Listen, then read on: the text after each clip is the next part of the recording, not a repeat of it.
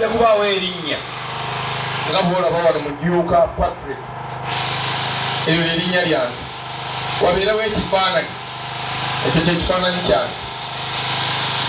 Wano nali nkyali mulungi nnyo okusinga bwendika, kati omusana gwa kampeyini gunjokeza nnyo nenzirugalamu katono, naye otulivu nkyatulina. Wano wajja kubaawo kikopo, nabagaita akabonero kange ki? Akabonero ka Patrick kikopo kyekyo.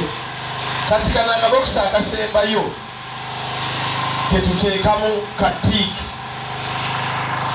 kano ketusaza katiiki.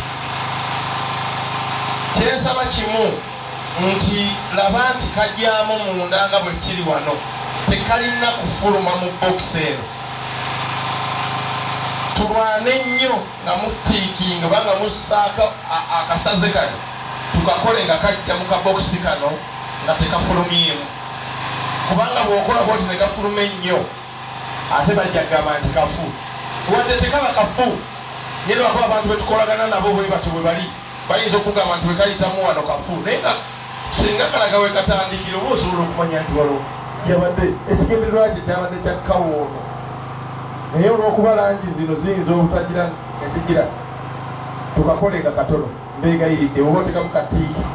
Ate olumala okuteekamu katiiki, toyongera kuwandiika kintu kirala kyonna. Bw'oba okoseza katiiki n'ekinkumu tokirowoozaako, mbeegayiridde. Okuggyako tulina bannaffe abagamba nti bo tebasobola kuwandiika. Olina nga tezisobola kukola tiiki, mumpe nkozese kinkumu. Kati ab'ekinkumu era okinnyika, wajja kubawo akapapula k'okinnyika, kuyina akugende ku lugalo, olyoke era owummuze ekinkumu mu kabokisi kano. Era nsaba oba okoseza kinkumu era kozesa katono, tonyiga kinene kinaabu neeno yonna, kubanga wano waggulu wajja kubaawo omuntu mulala n'awaddako wajja kubaawo mulala. Nti onokozesa ekinkumu ne kigejja, kijja kgenda mu kabokisi k'omulala nga tebakyasobola kutegeera ku bombi wabadde oyagala ani. Kati oba osazeera kozesa kinkumu, kozesa katono, ne bwoba osaze okozesa tiiki, kozesa ntono. Ekikulu akabonero kikopo. Nalondawo ekikopo olw'ensonga zange nnyingi. Kobe mwavu oba mugagga mu nju olinamu ekikopo. Kobe mukazi oba musajja olina ekikopo. Kobe muto oba mukulu olina ekikopo. Ate buli lunaku kumpi oteeka okukwata ku kikopo. Kyokera kwata okunaaba mu maaso abamu tunaabisa bikopo. Okunywa ku kacaayi tunywera mu kikopo. Abamu okunywa ku kenge tukanywera mu kikopo. Kwete kikopo.